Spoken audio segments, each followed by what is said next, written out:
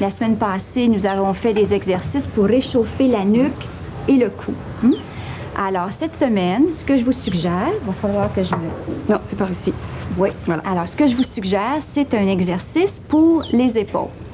Alors, une rotation, toujours en douceur, n'est-ce pas? On n'arrive pas, là, puis très, très vite, puis après ça, on a des courbatures le lendemain.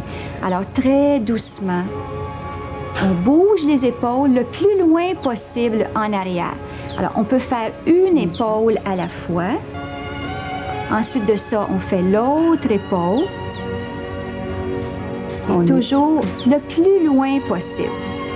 Alors maintenant que notre démonstration est faite, on peut peut-être reviser celui de la semaine passée. Qui est très relaxant et je me suis surprise en train de le faire dans ma voiture.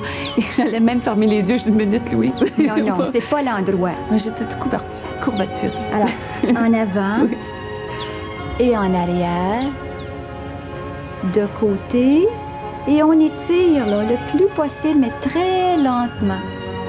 Et l'autre côté, sentez là les muscles de votre cou. Et maintenant, une rotation.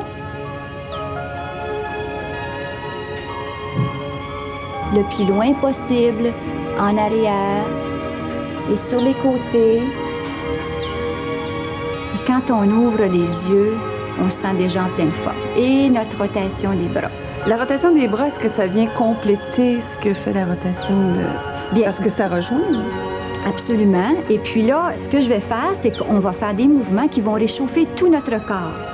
Alors, nous avons commencé par la tête et par le cou. Alors là, on peut faire les deux épaules ensemble. Et puis, on va descendre comme ça jusqu'à la pointe des pieds.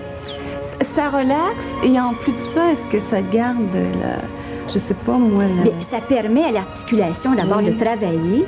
À chaque fois que l'articulation travaille avec un mouvement, il y a un afflux de sang. Ça nettoie cette région-là. Ça apporte des matières nutritives dans la région que je travaille. Parce que ça... Alors, la peau va être en meilleure condition, va être plus saine, les articulations vont être nettoyées par le fait même. Et puisque c'est pas violent, j'imagine que tous peuvent le faire.